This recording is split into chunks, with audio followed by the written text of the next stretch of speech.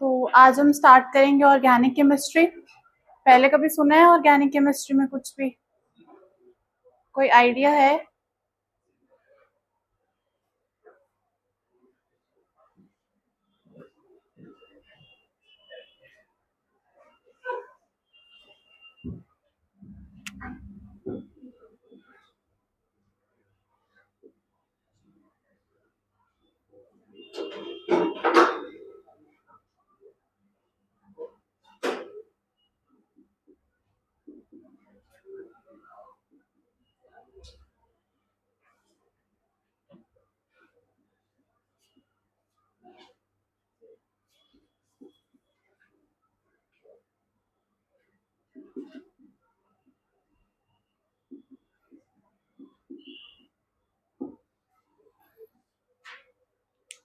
सो organic chemistry क्या होती है? Study of hydrocarbons. अब नेम में ही लिखा है हाइड्रोकार्बन्स, मतलब कि हाइड्रोजन प्लस कार्बन।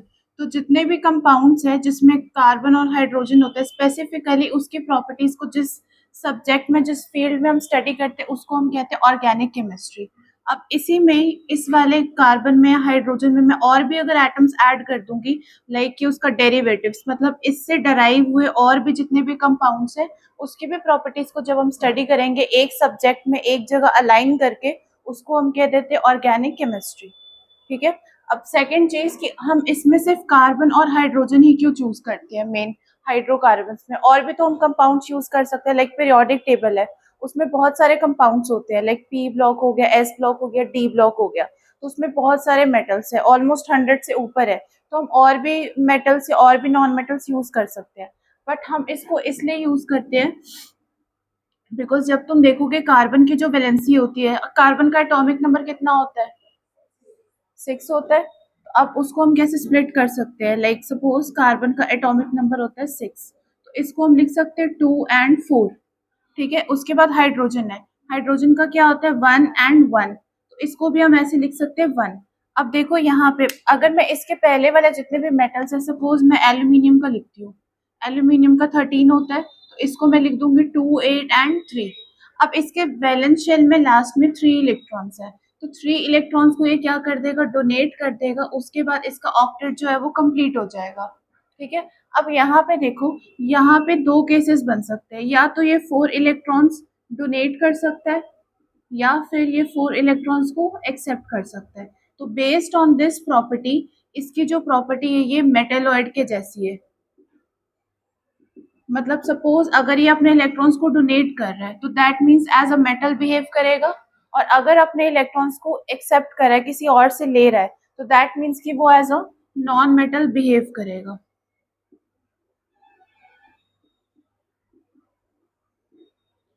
तो दैट मीन्स कि इधर ये जो 4 इलेक्ट्रॉन्स है, अगर ये डोनेट कर देगा तो इसके ऊपर क्या आ जाएगा? +4 चार्ज आ जाएगा। और अगर ये 4 इलेक्ट्रॉन्स जो है एक्सेप्ट करेगा, तो इसके ऊपर आ जाएगा 4- चार्ज एक्चुअल में। तो दैट मीन्स कि ये 4 बॉन्ड्स बना सकता है कैसे भी। मतलब इसके पास दो फ्रीडम है, या तो ये डोनेट करके बना सकता है, या फिर ये एक्सेप्ट करके बना सकता है। इसीलिए हम इसमें कार्बन की स्टडी करते हैं। सेकेंड, अब हाइड्रोजन है। अब फर्स्ट शेल में अगर हमें स्टेबिलिटी चाहिए, तो दैट मीन्स कि ड्यूप्लेट कंप्लीट होना चाहिए। ड्यूप्लेट का क्या मतलब है? कि पहले वाले शेल में 2 इलेक्ट्रॉन्स होने चाहिए। तो अब देखो यहाँ पे इसके पास भी सेम प्रॉपर्टी है, या तो ये अपना एक इलेक्ट्रॉन को डोनेट कर सकता है, या फिर अपने एक इलेक्ट्रॉन को किसी और से एक्सेप्ट कर सकता है।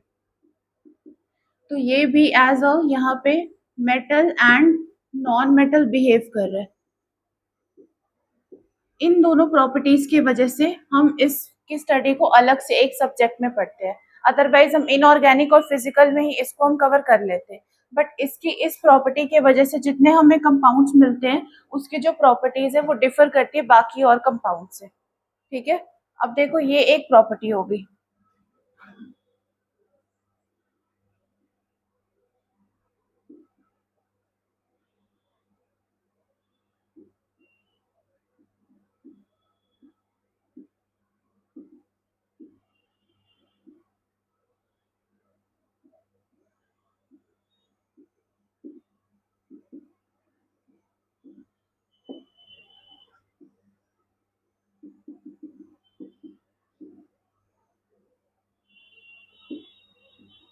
सेकंड का क्या मतलब है, टेट्रावेलेंट, मतलब कि इसके आउटसाइड में हम 4 इलेक्ट्रॉन्स एक्सेप्ट भी करवा सकते हैं और डोनेट भी करा सकते हैं। टेट्रा मतलब 4, तो उसी को मैंने यहाँ पे लिखा, इट इज टेट्रावेलेंट।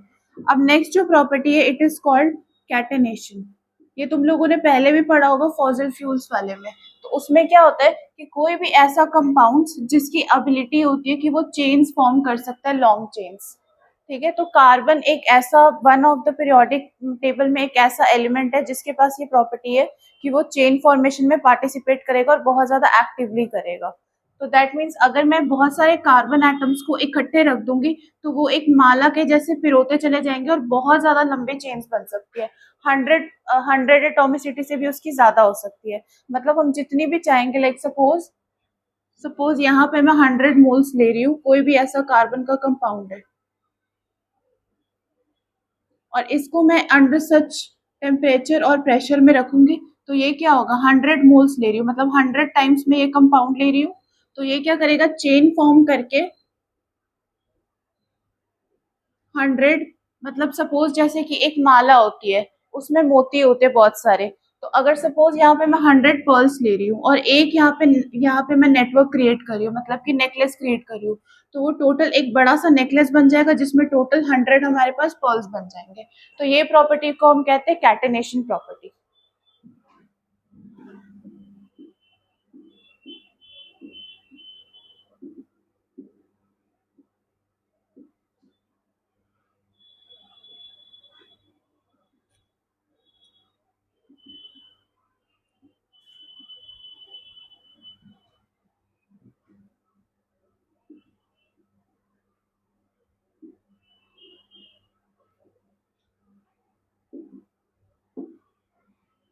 ये लिख लो।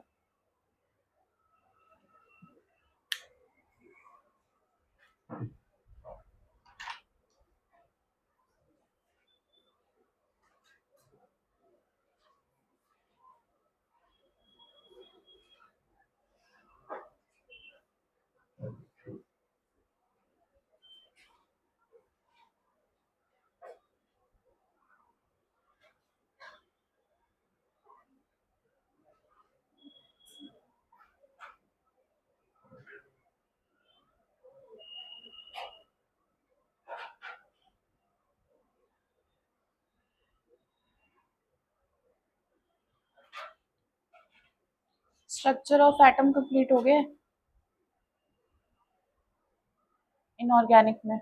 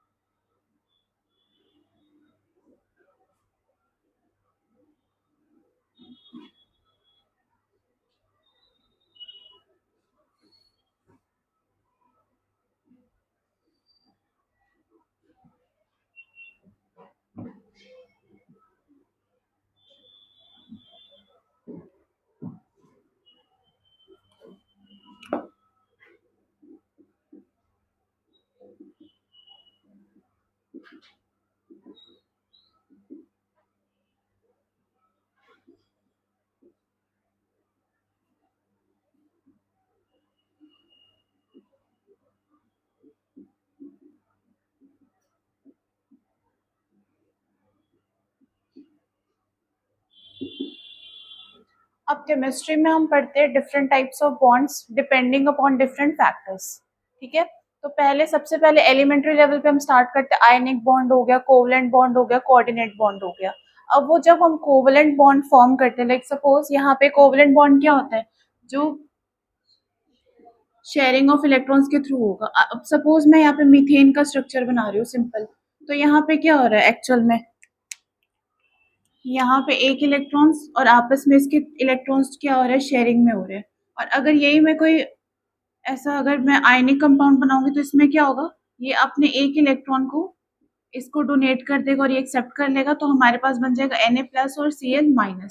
तो अब जितने भी हम ऑर्गेनिक कंपाउंड्स पढ़ते हैं उसमें हमारे पास होते हैं कोवलेंट बॉन्डिंग होती है।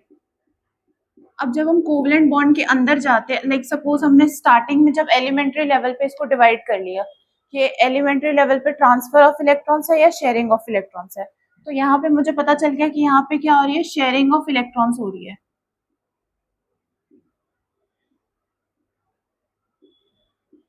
अब शेयरिंग ऑफ इलेक्ट्रॉन्स हो रही है, अब यहाँ पे मेरे एक बॉन्ड बन सकता है, दो बॉन्ड बन सकते हैं, तीन बॉन्ड बन सकते हैं, क्योंकि तीन से ज्यादा मैं यहाँ पे बॉन्ड नहीं बना सकती, क्योंकि carbon has to be tetravalent. हमेशा हम ये चीज ध्यान देंगे, कितना भी बड़ा कंपाउंड होगा, जितनी भी कैटेनेशन होगी उसमें एक एक कार्बन पे ध्यान देंगे कि उसकी जो वैलेंसी है वो 4 ही होनी चाहिए, मतलब वो 4 से ज्यादा बॉन्ड नहीं बनाना चाहिए। अब यहाँ पे देखो, अगर सपोज मैं यहाँ पे इसको कैसे कन्वर्ट कर सकती हूँ, सपोज मैं यहाँ से हाइड्रोजन को रिमूव कर देती हूँ, यहाँ से भी कर दूंगी, तो इसके दो बॉन्ड्स खाली हो गए। अब मैं क्या करूंगी, यहाँ पे एक बॉन्ड यहाँ पे बना दूंगी, एक बॉन्ड यहाँ पे बना दूंगी, तो अब कार्बन के कितने बॉन्ड्स कंप्लीट हो गए, 1 2 3 यहाँ पे। बट हाइड्रोजन जो है ये तो एक ही बॉन्ड बना सकता है, तो यहाँ पे ये वाला स्ट्रक्चर जो है ये गलत हो जाएगा। अगर सपोज यहाँ पे मेरे पास सिर्फ यहाँ पे कार्बन ही होता, लाइक सपोज यहाँ पे कार्बन है, तो इसके साथ कार्बन एटम्स के साथ में तीन बॉन्ड बना सकती हूँ, बट हाइड्रोजन के साथ हम कभी भी नहीं बना सकते, बिकॉज ये एक बॉन्ड ही बना सकता है, ठीक है। अब देखो, जब यहाँ पे मैं कार्बन के साथ पहले तो एक बॉन्ड बना सकती हूँ, या फिर यहाँ पे दो बॉन्ड बना सकती हूँ, यहाँ पे तीन बॉन्ड बना सकती हूँ। अब जब मैं चौथा बॉन्ड बनाऊंगी तो वो बहुत ज्यादा अनस्टेबल हो जाएगा, क्योंकि यहाँ पे स्टेरिक हिंड्रेंस बहुत ज्यादा आ जाएगी। कार्बन और कार्बन को एक साथ होल्ड करना 3 बॉन्ड्स में इज वेरी डिफिकल्ट। इसके बाद जब हम 4 बॉन्ड्स में करेंगे तो वो और डिफिकल्ट हो जाएगा। तो इसको कंपेंसेट करने के लिए, लाइक सपोज यहाँ पे हम कंपेंसेट करेंगे, यहाँ पे एक बॉन्ड यहाँ पे आ गया, बाकी कार्बन के पास कितने बॉन्ड्स खाली बच गए, तीन बच गए, तो उसको अब कंपेंसेट करने के लिए हम हाइड्रोजन अटैच कर देंगे, क्योंकि एक हाइड्रोजन एक ही बॉन्ड बना सकते हैं, इसीलिए हमने तीन हाइड्रोजन अटैच कर दिए। अब इस तरफ भी मैं क्या करूंगी, तीन हाइड्रोजन अटैच कर दूंगी, तो ये वाला कार्बन कंप्लीट हो गया, ये कार्बन भी कंप्लीट हो गया, ठीक है। अब सपोज यहाँ पे डबल वाला कार्बन है, डबल बॉन्ड वाला, इस वाले का देखो दो बॉन्ड्स ऑक्यूपाइड है, इस वाले के भी और इस वाले के भी, बाकी कितने बच गए, दो। तो यहाँ पे हम दो हाइड्रोजन ऐड कर देंगे, इसकी भी वैलेंसी कंप्लीट हो जाएगी, इसकी भी कंप्लीट हो जाएगी। अब यहाँ पे भी हम क्या कर देंगे, दो हाइड्रोजन को ऐड कर देंगे। अब थर्ड में क्या हम करेंगे, यहाँ पे इसके तीन बॉन्ड्स ऑलरेडी कंप्लीटेड है, तो बाकी कितने बच गए, एक। तो यहाँ पे एक हाइड्रोजन ऐड कर देंगे, यहाँ पे एक हाइड्रोजन ऐड कर देंगे। अब बेस्ड ऑन कि यहाँ पे कार्बन और कार्बन के कितने बॉन्ड बन रहे, सिंगल बन रहा है, डबल बन रहा है या ट्रिपल बन रहा है, हम यहाँ पे इसको तीन टाइप्स में कैटेगराइज कर सकते हैं, जो तुम लोगों ने बोला था, एल्केन, एल्काइन और एल्कीन।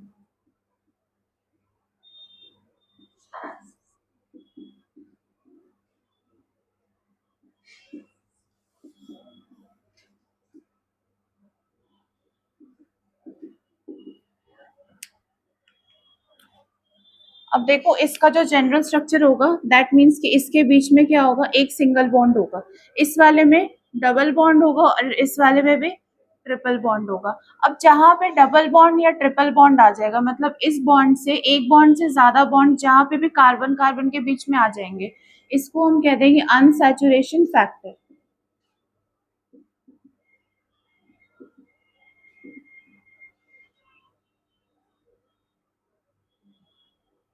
इसको भी अनसैचुरेटेड बोलेंगे, इसको भी अनसैचुरेटेड बोलेंगे, बिकॉज इन दोनों का जो बॉन्ड है ये अनसैचुरेटेड इन नेचर होता है। इनकी प्रॉपर्टीज जो होती है, जैसे हम जितने भी डालडा ऑयल्स यूज करते हैं, तो उसमें क्या होता है, या तो ये वाले बॉन्ड डबल बॉन्ड वाले कार्बन फॉर्म होते हैं या फिर ट्रिपल बॉन्ड वाले फॉर्म होते हैं। अब इसमें होते एक हाइड्रोजन होता है, इसमें होता है एक हाइड्रोजन। अब based on the number of carbon, अब कितने ज्यादा नंबर ऑफ कार्बन है सिंगल बॉन्डेड में, उसके बाद हम इसकी नेमिंग स्टार्ट कर देते हैं। पहले ये लिख लो।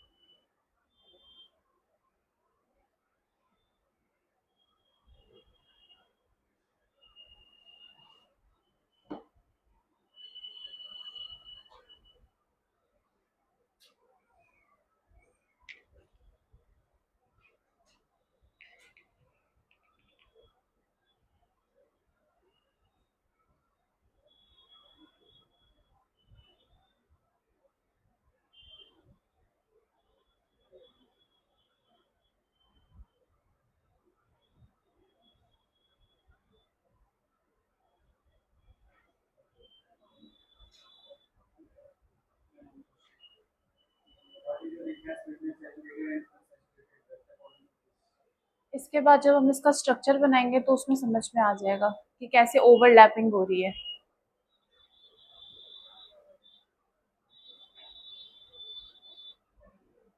तुम लोगों ने स्ट्रक्चर ऑफ एटम में कॉन्फ़िगरेशन सीखी है, एसपी और बाइटल वाली, आती है सबको?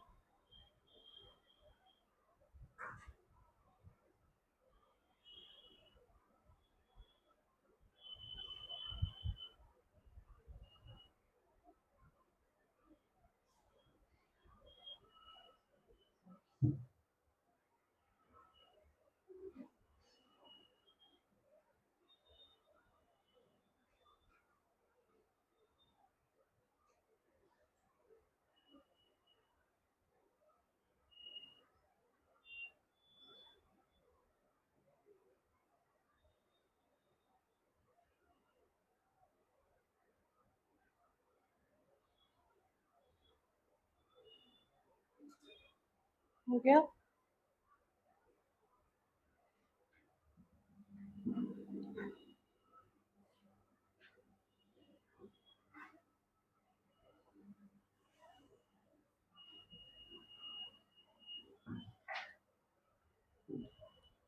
अब देखो डिफरेंट फॉर्म्स पढ़े होंगे ऑर्बिटल। ऑर्बिटल कौन कौन से टाइप से होते हैं, एस, पी, डी और एफ। इसमें हमें जो काम है एस और पी तक ही हमें इसमें काम है। अब देखो यहाँ पे जब मैंने साइड में मैं बना रही हूँ, एक हमारे पास एल्केन था, ये एल्कीन हो गया, और ये हमारे पास एल्काइन हो गया। अब इसकी जो बॉन्डिंग हो रही है वो कैसे हो रही है, वो एस और पी ऑर्बिटल के थ्रू हो रही है। पी ऑर्बिटल में क्या होता है, इसकी शेप डंबल के जैसे होती है। अब ये जो है ये दो तरीके से ओवरलैपिंग कर सकते हैं। एक तो ये पैरेलल आपस में ओवरलैप करेगा, और एक इसकी ओवरलैपिंग जो होती है वो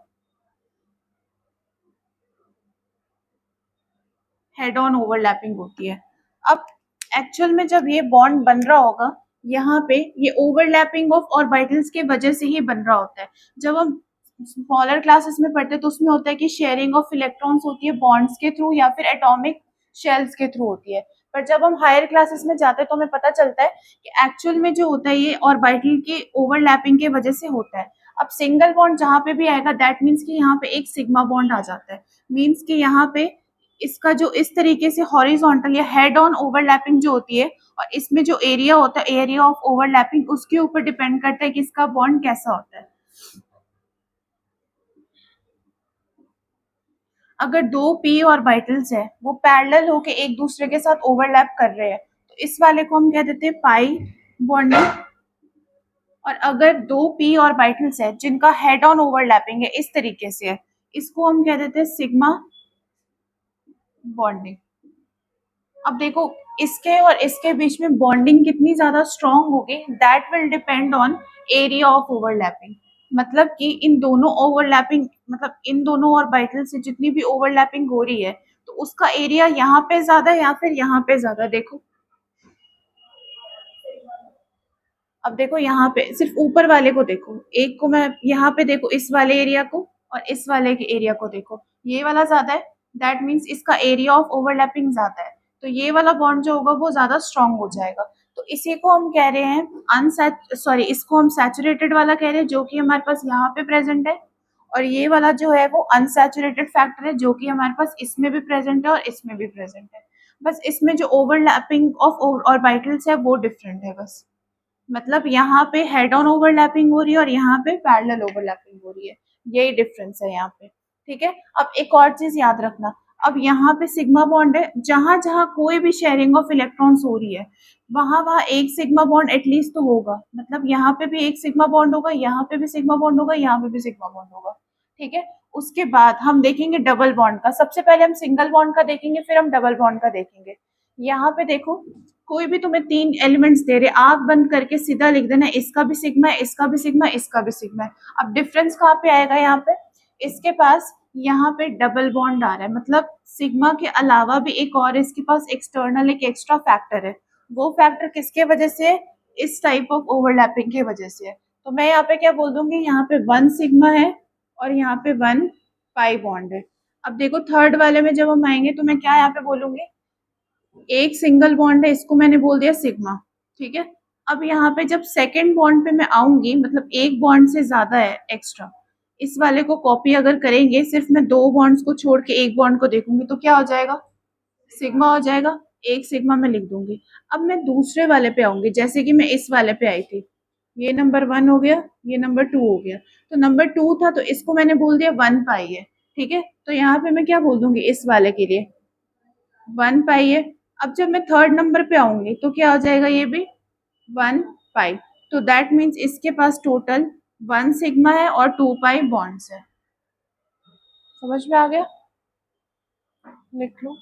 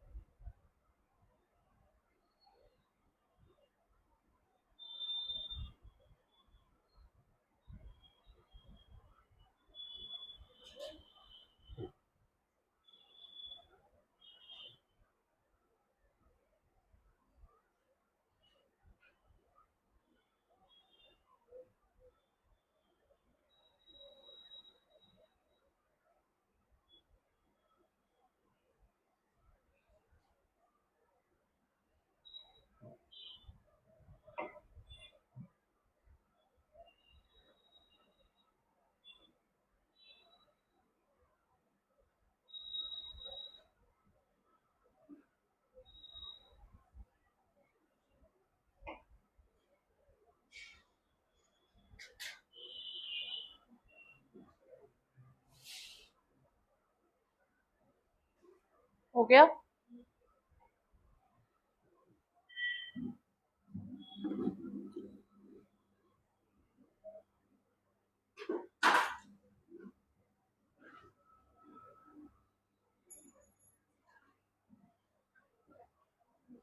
अब एक और चीज देखो बस लास्ट, हमने यहाँ पे देखा कि कार्बन और कार्बन के बीच में जब बॉन्ड होता है तो कैसी ओवरलैपिंग होती है, राइट। मतलब कि अगर सिंगल बॉन्ड है तो हमारे पास हेड ऑन टाइप का बॉन्ड बनेगा, ऑर्बिटल होगा, ओवरलैपिंग। अगर ये वाला है हमारे पास ट्रिपल बॉन्ड है तो हमारे पास आ रहा था कि हमारे पास पैरेलल ओवरलैपिंग है। इस वाले में, डबल बॉन्ड वाले में भी हमारे पास पैरेलल ओवरलैपिंग है, बट हमने हाइड्रोजन की तो बात ही नहीं की। अब सपोज अगर मैं यहाँ पे लिखूंगी कार्बन की,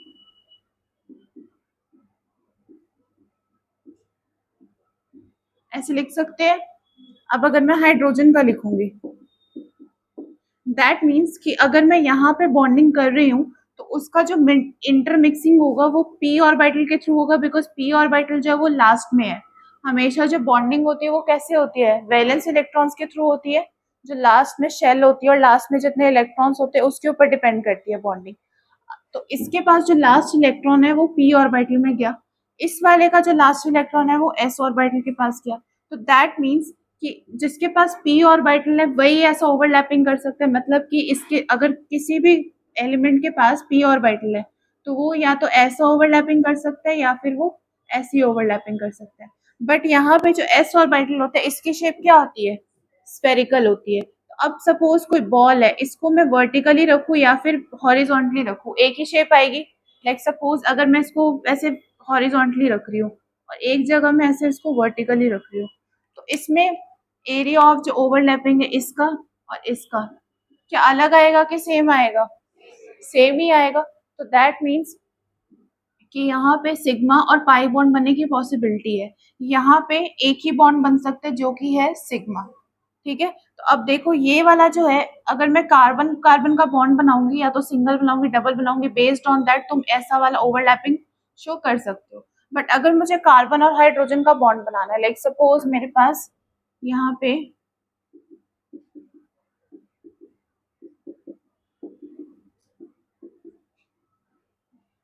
इसका डायग्राम ऑर्बिटल वाला कैसे बनाएंगे।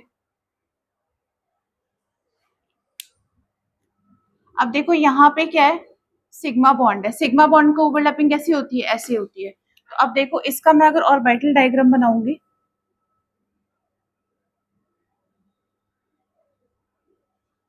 ये हो जाएगा कार्बन कार्बन के लिए,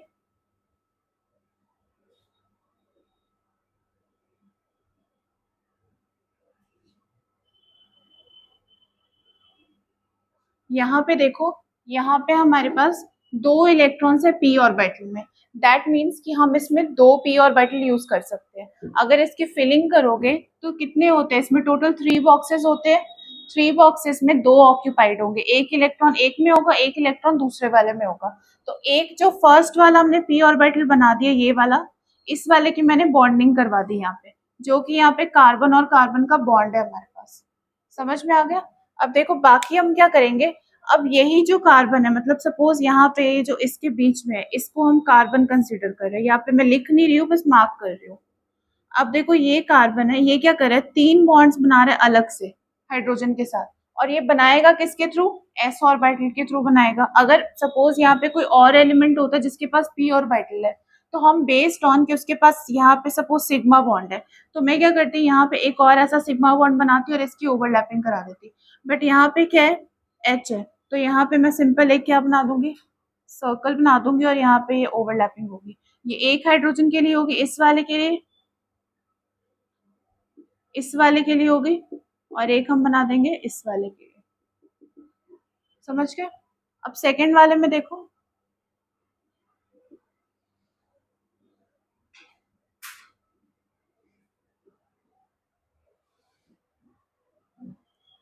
अब अगर सपोज तुम्हें यहाँ पे डबल बॉन्ड वाले का मिलेगा, ठीक है, अगर डबल बॉन्ड वाले का मिलेगा तो सबसे पहले क्या करोगे, डबल बॉन्ड वाले में एक सिग्मा तो है ही है उसमें, तो सबसे पहले उसकी सिग्मा वाली ओवरलैपिंग करवा दोगे। उसके बाद उसके पास पाई बॉन्ड भी है, तो एक और बाइटल की उसकी इस टाइप की बॉन्डिंग करवा दोगे, बिकॉज हमेशा उसके पास कितने रहेंगे, दो पी ऑर्बिटल्स रहेंगे। तो दैट मीन्स दो डंबल्स हम हमेशा बनाएंगे उसके लिए। एक पी ऑर्बिटल बनाएंगे तो उसकी ऐसी वाली हेड ऑन ओवरलैपिंग हो जाएगी, दूसरे वाले की पैरेलल ओवरलैपिंग हो जाएगी, इस तरीके से। अब जब हम पैरेलल ओवरलैपिंग कर लेंगे, मतलब कि ये वाला और ये वाला, इसको इमेजिन करो, ये एक दूसरे को थोड़े एरिया तक ओवरलैप करे जिसकी वजह से हमारे पास पाई बॉन्ड बन रहा है। हो रहा है इमेजिन। पाई बॉन्ड बन रहा है आपस में इन दोनों के ओवरलैपिंग की वजह से। अब जब इन दोनों की ओवरलैपिंग होगी, बाकी हमारे पास बच जाएंगे दो पी ऑर्बिटल्स के नीचे वाले डबल। तो अब उसमें हाइड्रोजन्स को अटैच कर देंगे। अभी के लिए बस इतना ध्यान रखो, नेक्स्ट क्लास में वो करेंगे, ठीक है, नहीं तो ज्यादा कॉम्प्लिकेटेड हो जाएगा। अब ये सिंपल हमारे पास इथेन मॉलिक्यूल है, मतलब एल्केन है। इसका अगर मैं ऑर्बिटल डायग्राम बनाऊंगी, सिंपल मैंने जो यहाँ पे बताया वही मैंने यहाँ पे आके बना दिया। इतना समझ में आ गया? एक बार करो।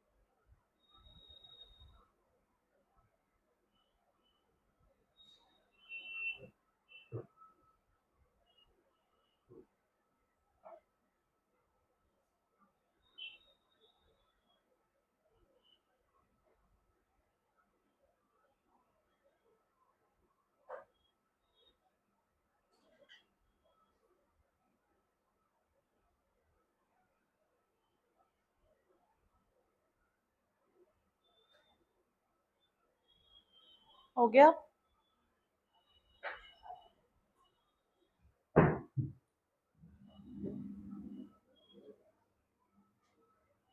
अब देखो एक और ऑर्बिटल लेते हैं, एक और स्ट्रक्चर लेते हैं, उसके ऊपर ट्राई करते हैं।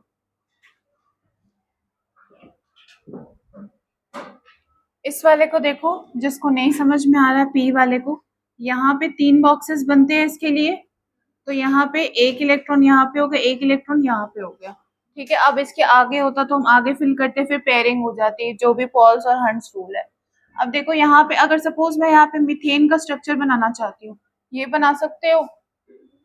कैसे बनाएंगे? सबसे पहले देखो आइडिया क्या होगा, कार्बन है यहाँ पे, कार्बन है, दैट मीन्स कि इसके पास दो हमारे पास पी ऑर्बिटल है इलेक्ट्रॉन्स के लिए। तो मैं क्या करूंगी, एक ऐसा और एक ऐसा बना दूंगी, ठीक है। अब यहाँ पे देखो हाइड्रोजन्स कितने हैं, 4। तो अब यहाँ पे हम क्या करेंगे, अब देखो कार्बन यहाँ पे एक ही है, तो कार्बन कार्बन का सिग्मा और डबल बॉन्ड तो कुछ है ही नहीं यहाँ पे, इसीलिए हमने उसकी कोई ओवरलैपिंग यहाँ पे नहीं शो की, एक ही कार्बन है। तो हमें सिर्फ कार्बन और हाइड्रोजन का इंटरेक्शन शो करना है। तो यहाँ पे एक हाइड्रोजन हो गया, यहाँ पे एक हाइड्रोजन, समझ गए?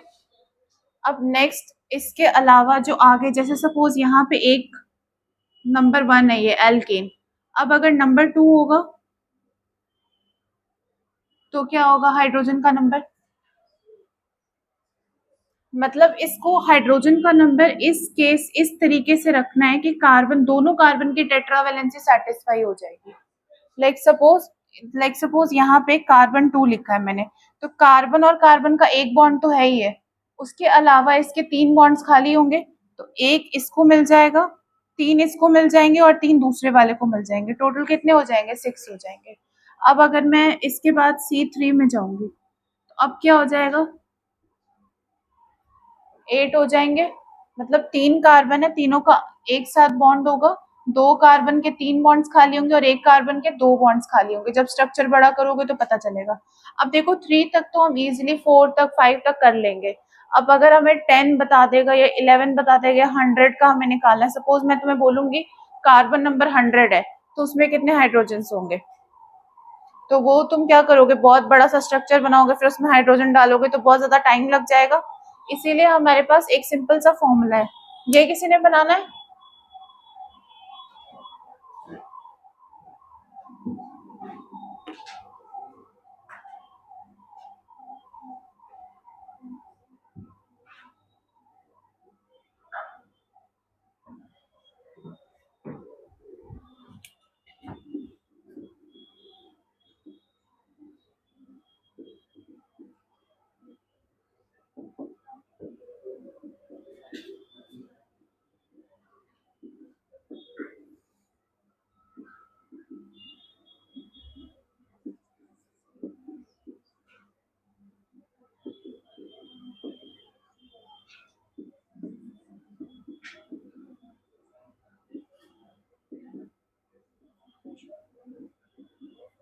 अब देखो यहाँ पे सबसे पहले जब मैं स्टार्ट करूंगी एल्केन के साथ, तो यहाँ पे देखो, यहाँ पे भी तीन हाइड्रोजन है, यहाँ पे भी 3 हाइड्रोजन है। अब अगर जिस इसके बाद मैं डबल बॉन्ड बनाती हूँ, तो देखो यहाँ पे एक पर कार्बन के हिसाब से, पर कार्बन में यहाँ पे 2 हाइड्रोजन से 2, यहाँ पे एक हट गई और यहाँ से भी एक हट गया, तो दैट मीन्स कि हमें 2 हाइड्रोजन का लॉस हो गया जब हम डबल बॉन्ड में एंटर किए। इस वाले स्ट्रक्चर में देखो यहाँ पे 2 हाइड्रोजन का लॉस हो गया। अब जब मैं ट्रिपल बॉन्ड में गई हूँ तो क्या हुआ, टोटल 2 इलेक्ट्रॉन्स के बाद यहाँ पे देखो 2 इलेक्ट्रॉन्स का और लॉस हो गया, तो इसीलिए जनरल फॉर्मूला इसका क्या होगा, CnH2n+2। अब इसके बाद देखो इसमें मैंने 2 हाइड्रोजन का लॉस किया, तो क्या हो गया 2n।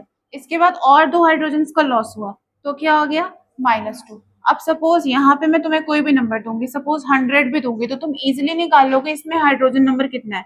सपोज यहाँ पे C100 है, तो ये कितना हो जाएगा 202।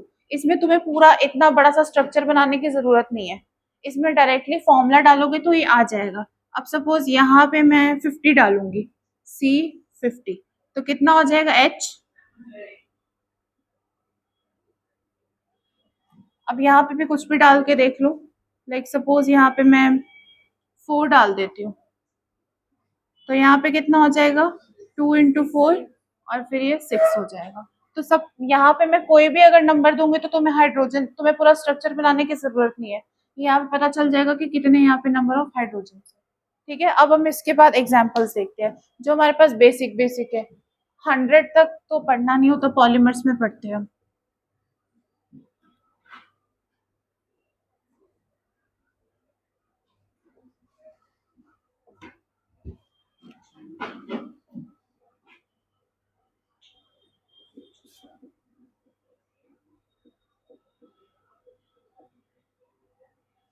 जब हम नोमेनक्लेचर करते हैं, सपोज यहाँ पे 1 कार्बन है,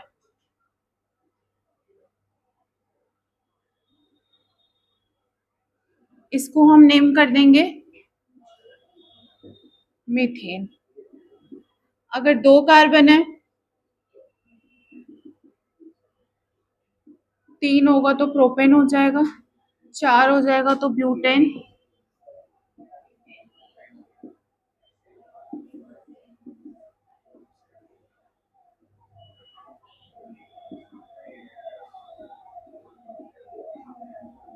अब देखो यहाँ पे तुमने क्या करना है, होमवर्क में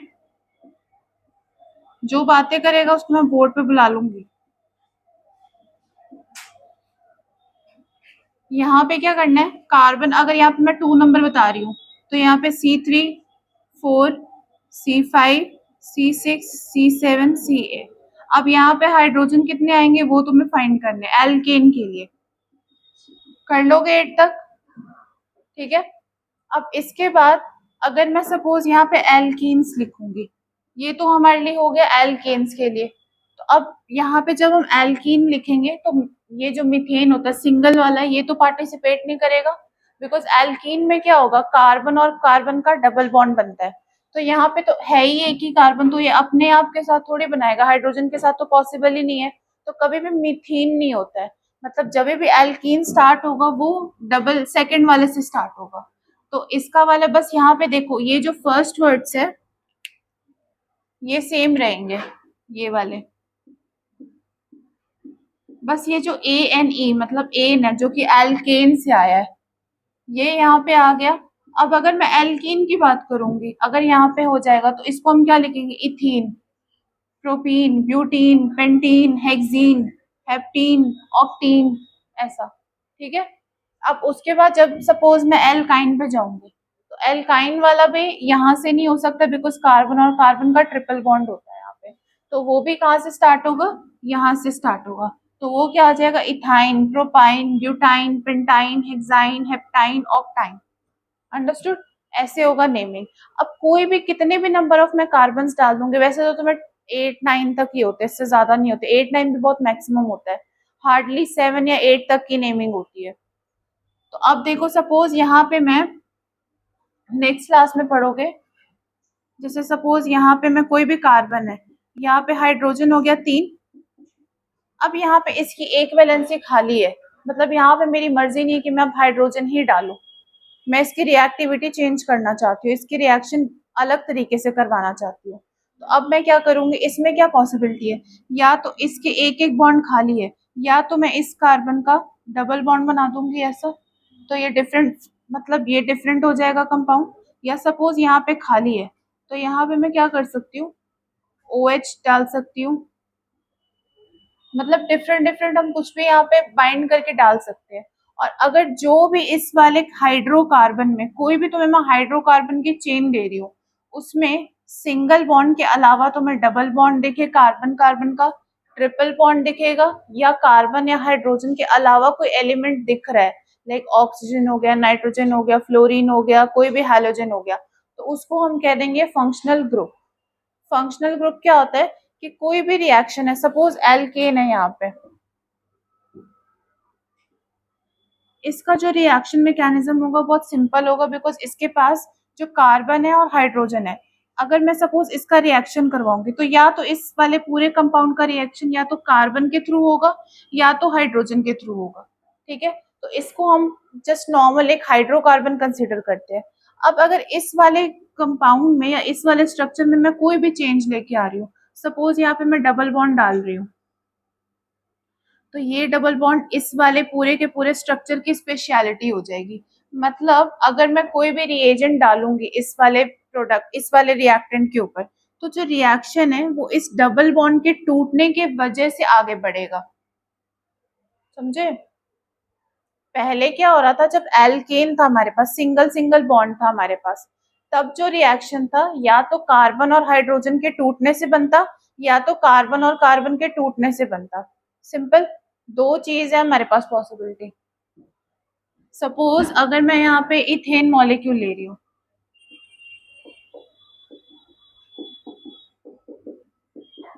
अब यहाँ पे अगर मैं इस वाले को, इस वाले कंपाउंड को किसी भी सपोज H2SO4 के साथ रिएक्ट करवा रही हूँ, सल्फ्यूरिक एसिड के साथ, तो अब सल्फ्यूरिक एसिड क्या होता है, वो H+ रिलीज करेगा। तो अब H+ जब रिलीज करेगा तो H+ एक्सेप्ट कौन करेगा, ये डिपेंड करेगा, या तो ये वाला बॉन्ड टूटेगा या फिर ये वाला इसमें से कोई बॉन्ड टूटेगा। मतलब इसका जो इंटरएक्टिव पैनल है, मतलब इंटरएक्टिव प्लेसेस है, या तो कार्बन कार्बन के टूटने की वजह से होगा या तो कार्बन और हाइड्रोजन के टूटने की वजह से होगा। सिंपल हाइड्रोकार्बन है तो उसको हम बोलेंगे सिंपल, हम जो ऑर्गेनिक केमिस्ट्री करे वो है। अब अगर उसके अलावा मैं कोई भी चेंज करूंगी पूरे के पूरे स्ट्रक्चर में, तो वो उसकी फंक्शनैलिटी हो जाएगी, मतलब रिएक्शन जो है अब वो उसके थ्रू टेक प्लेस करेगा। लाइक सपोज यहाँ पे मैंने इथेन वाले मॉलिक्यूल पे चेंज कर दिया, एक हाइड्रोजन रिमूव करके यहाँ पे डबल बॉन्ड बना दिया। अब इस वाले पे अगर मैं H2SO4 डालूंगी, तो H+ जो निकलेगा और या फिर कुछ भी वहां से जो रिएक्शन हो रहा है, वो अब इस बॉन्ड के टूटने के वजह से आगे प्रोसीड करेगा। अब सपोज यहाँ पे मैं एल्काइन ले रही हूँ, अब इस वाले स्ट्रक्चर में स्पेशलिटी क्या है, ये ट्रिपल बॉन्ड। अब जो रिएक्शन है वो इस ट्रिपल बॉन्ड के टूटने के वजह से आगे बढ़ेगा। ठीक है। अब सपोज यहाँ पे मैं सिंपल इथेन मॉलिक्यूल ले रही हूँ, अब यहाँ पे मैं एक जगह हाइड्रोजन की जगह OH ग्रुप अटैच कर रही हूँ। अब इस वाले पूरे के पूरे स्ट्रक्चर की जो फंक्शनैलिटी हो जाएगी, मतलब कि स्पेशलिटी हो जाएगी, वो इस ग्रुप के वजह से हो जाएगी। अब जो हम रिएजेंट डालेंगे इसके ऊपर, उसका जो रिएक्शन टेक प्लेस करेगा वो इस OH ग्रुप के वजह से होगा। तो दैट मीन्स ये इसका फंक्शनल ग्रुप हो जाएगा, मतलब functionality of the hydrocarbons is basically called functional group, जिसके through reaction will proceed. Understood? जिसने लिखना है लिखो।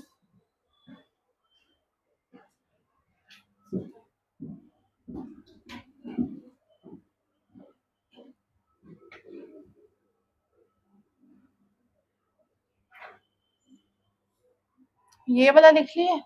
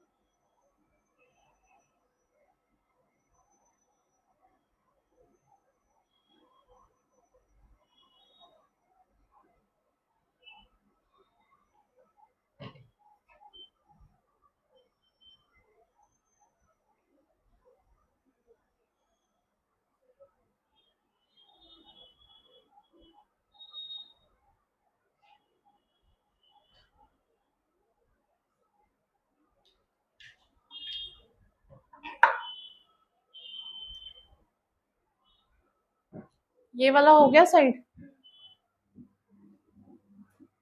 ये होमवर्क है, कितने नंबर ऑफ हाइड्रोजन्स निकलेंगे तो मैं निकाल के आना है।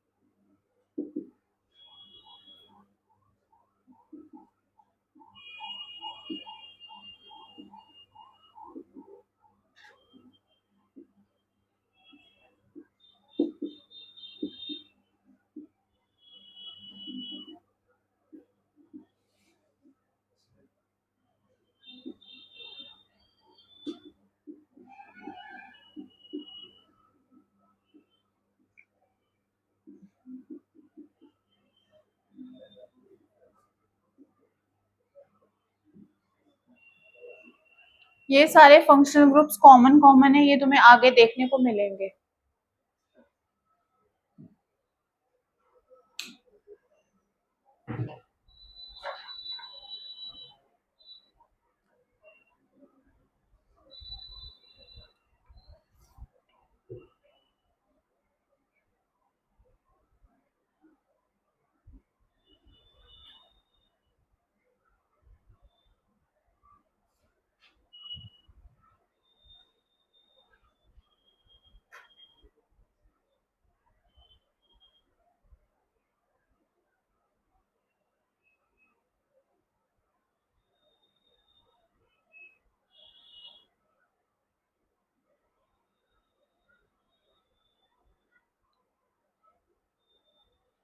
उधर वाली साइड हो गई।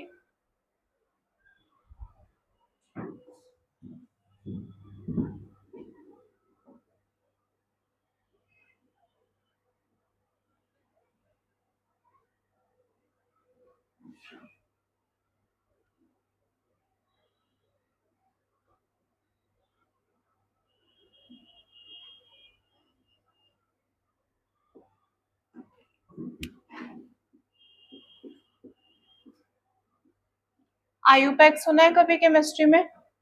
क्या होता है इसका फुल फॉर्म?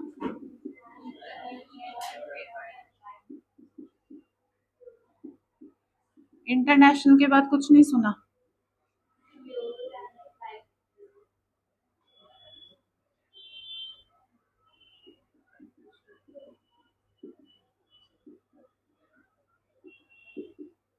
अब जितनी भी नेमिंग हम करते हैं कंपाउंड्स की, वो आयुपैक के अकॉर्डिंग ही करते हैं, उसको हम नोमेनक्लेचर बोल देते हैं। अभी तक मैंने बताया एल्केन, एल्कीन और एल्काइन का।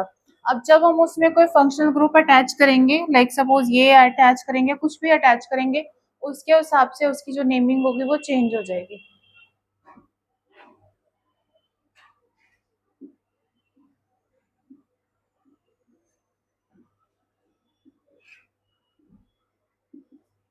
आज हम थोड़े से ग्रुप्स करेंगे, बाकी हम बाद में करेंगे।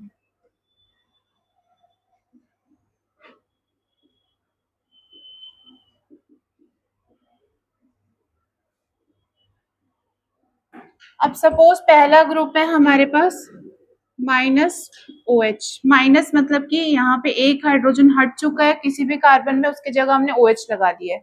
ठीक है, अब देखो यहाँ पे ओ एच है, जहां जहां ओ एच होगा इस ग्रुप का नाम होता है एल्कोहल। अब ये अल्कोहल है तो इसके लास्ट में जो हम सफिक्स ऐड करेंगे वो हो जाएगा ओ एल। लाइक सपोज अगर मेरे पास यहाँ पे मिथेन है, यहाँ पे 4 हाइड्रोजन होते हैं, तो यहाँ पे मैं एक हाइड्रोजन को रिमूव करके यहाँ पे ओ एच लगा दूंगी। तो दैट मीन्स ये एक कार्बन है, तो इसको हम क्या लिख सकते हैं? मिथेन है, मतलब ये ई है। अब ये वाला जो ओ एच ग्रुप है इसकी वजह से क्या हो सकता है? O L. अब इंग्लिश में क्या रूल होता है, केमिस्ट्री में क्या रूल होता है, सॉरी, यहाँ पे दो वॉवल्स इकट्ठे जो है नेमिंग में हम अटैच नहीं करते हैं, इसीलिए यहाँ से मैं एक ई को रिमूव कर दूंगी, तो ये हो जाएगा मिथेनॉल। अगर मैं दो कार्बन का ले रही हूँ तो क्या हो जाएगा? इथेनॉल, फिर प्रोपेनॉल, ब्यूटेनॉल, इस तरीके से हो जाएगा। ठीक है, अब दूसरा हम देखते हैं। दूसरा सपोज एक्स है। एक्स का मतलब हो सकता है फ्लोरीन भी हो सकता है, क्लोरीन हो सकता है, ब्रोमीन हो सकता है, आयोडीन हो सकता है, कुछ भी हो सकता है। ठीक है, ये वाले ग्रुप्स का नाम होता है हैलोजन होता है, या फिर इसको हम हैलाइड्स भी बोल देते हैं शॉर्ट फॉर्म में। अब जब भी यहाँ पे ये अटैच होगा तो इसका नाम, लाइक सपोज एफ है तो फ्लोरो हो जाएगा, सी है तो क्लोरो, ब्रोमो, आयोडो, ने उसके हिसाब से हो जाएगा।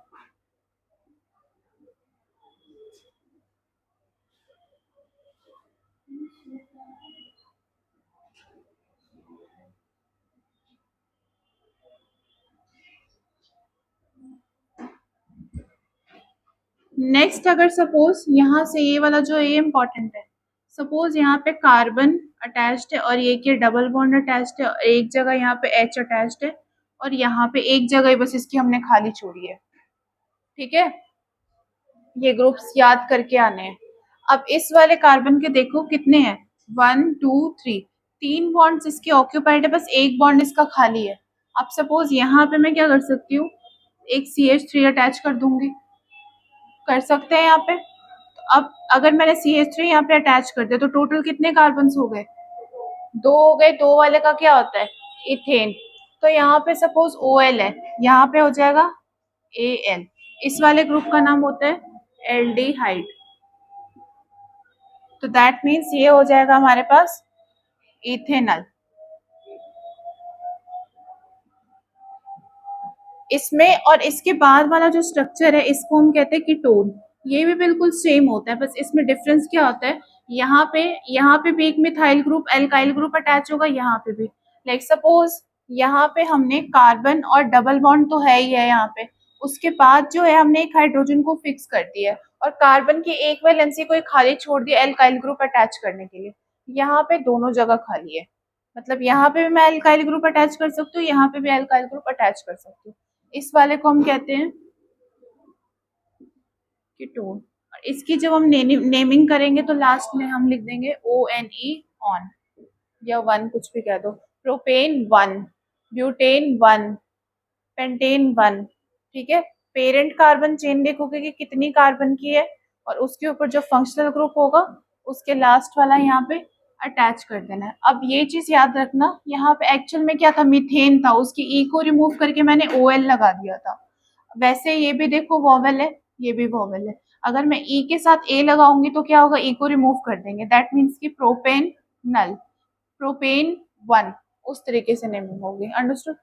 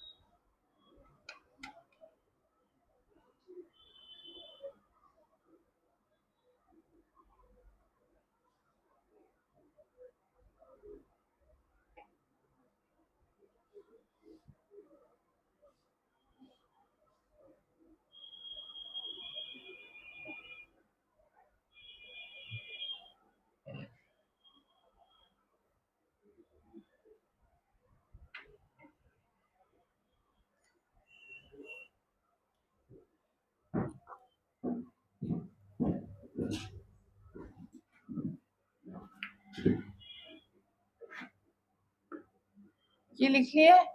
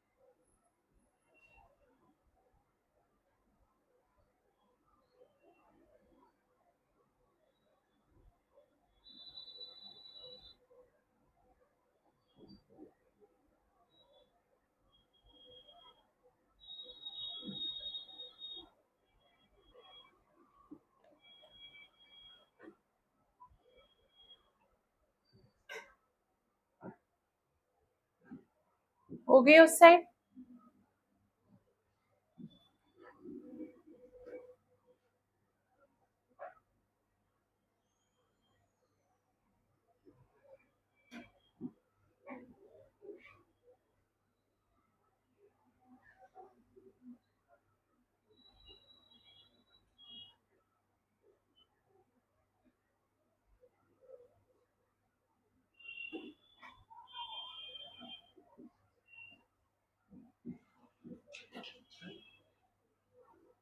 अब यहाँ पे एग्जाम्पल्स देखते हैं पहले अल्कोहल का।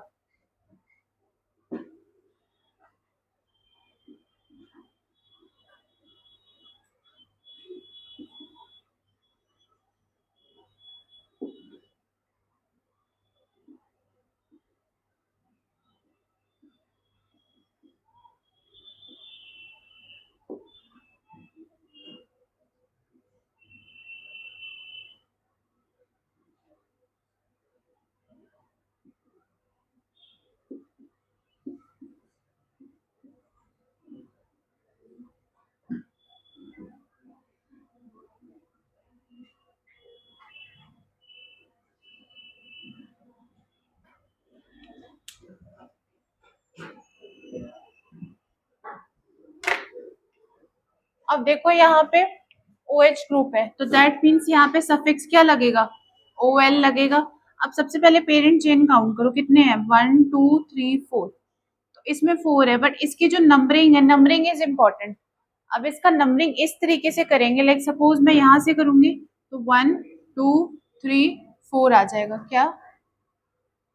1 2 3 4। अगर मैं यहाँ से नंबरिंग करूंगी तो क्या होगा? 1 2 3 4। तो इस तरीके से नंबरिंग करनी है कि ये जो फंक्शनल ग्रुप है इसका जो नंबरिंग है वो मिनिमम आए। ठीक है। अब अगर मैं इस तरफ से करूंगी तो 2 आएगा, इस तरफ से करूंगी तो 3 आएगा, तो दैट मीन्स मैं इस तरफ से करूंगी 1 2 3 4। तो ये हो जाएगा हमारे पास। सबसे पहले पेरेंट चेन लिखो, ब्यूटेन हो गया। अब इसका मैं ई रिमूव कर दूंगी। इसके बाद यहाँ पे 2 नंबर पे फंक्शनल ग्रुप अटैच्ड है, 2 ओल। ठीक है। अब यहाँ पे देखो, ये तो सिंपल है, 1 2 3, 3 कार्बन है इसलिए प्रोपेन प्रोपेनॉल, क्योंकि 1 पे ही है। अगर 1 पोजीशन पे फंक्शनल ग्रुप होगा तो 1 को मेंशन हम नहीं करते हैं। 1 के बाद होगा 2 3 4 5 जितना भी होगा तो उसको हम यहाँ पे मेंशन करेंगे।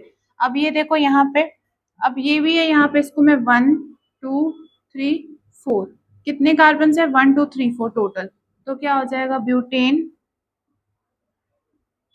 ब्यूटेनॉल, बिकॉज 1 पे ही है ये OH ग्रुप। अब ये जो स्ट्रक्चर है ये साइक्लिक है, इसको लिख देंगे साइक्लोब्यूटेनॉल। ठीक है। अब यहाँ पे भी साइक्लिक है ये, 1 2 3 4 5, क्या हो जाएगा? साइक्लोपेंटानॉल।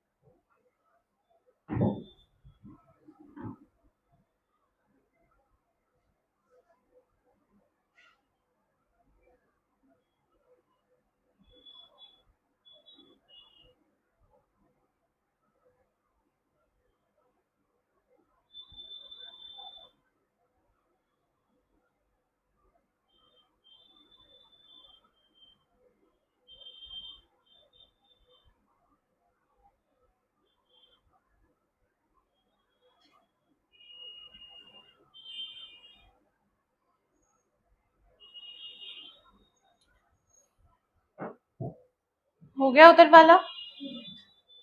अब एक बार देख लो बस, उसके बाद लिख लेना खुद ही।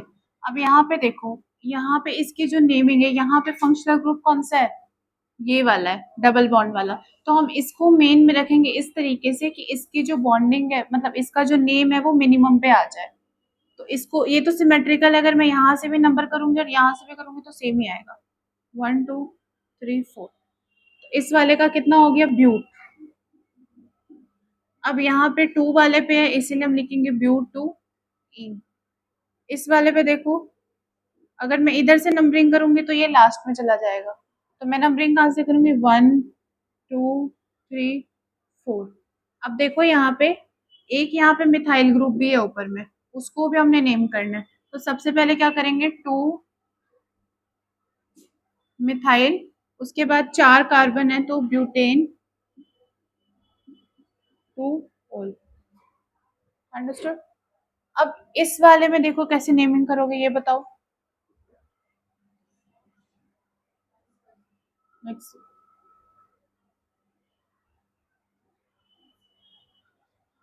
सबसे लॉन्गेस्ट कार्बन चेन सेलेक्ट करनी है। अगर सपोज मैं ये वाली चेन को सेलेक्ट करती हूँ, कितने हो जाएंगे? 1 2 3 4। और अगर सपोज मैं यहाँ पे ये वाला सेलेक्ट करती हूँ,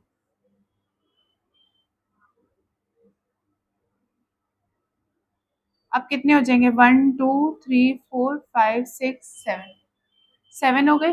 तो इसलिए हम लॉन्गेस्ट वाली चेन सेलेक्ट करेंगे। अब मैंने हेप्टेन लिख दिया बिकॉज यहाँ पे कोई फंक्शनल ग्रुप अटैच नहीं है। अब बस इसके जो ग्रुप्स है उसको नेमिंग करेंगे। अब मैंने ये वाली पूरी चेन ली है, तो इसको मैं अब नंबरिंग कैसे कर सकती हूँ, 1 2 3 4 5, 1 2 3, इधर से मिनिमम आ रही है तो इधर से मैं नंबरिंग कर दूंगी 1 2 3, मतलब 3 4 5 6 7, मतलब कि यहाँ पे 3 पे मिथाइल ग्रुप आ रहा है, तो ये हो जाएगा 3 मिथाइल हेप्टेन। समझ गए। कोई भी पेरेंट चेन जो है यहाँ पे फंक्शनल ग्रुप जो अटैच होगा उसको हम यहाँ पे चेंज कर देंगे उसके अकॉर्डिंग। और जो भी हमारे पास एक्स्ट्रा यहाँ पे ग्रुप्स है, मिथाइल इथाइल प्रोपाइल कुछ भी है, उसको हम यहाँ पे लगा देंगे 3 नंबर पे 4 नंबर पे जैसे भी होगा। अंडरस्टूड।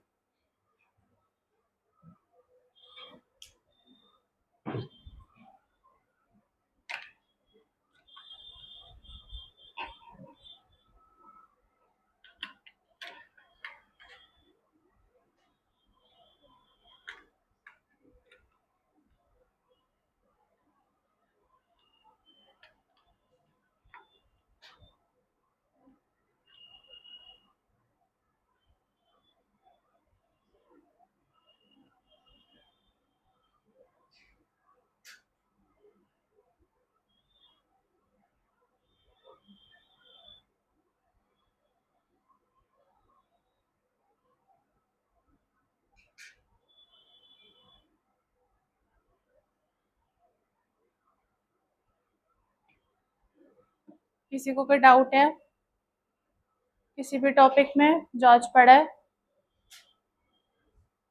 एक बार पढ़ के आना होगा तो बताना। इथेनोएट मतलब एल्कानोएट, लास्ट में OATE लगाना होगा पेरेंट चेन में। अभी लिखवाया भी था टेबल पे, टेबल में लिखवाया था ना भी एस्टर का।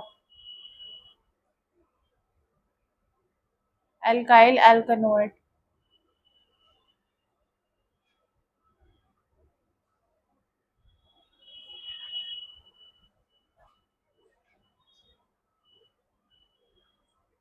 कैमरा ऑफ कर दो।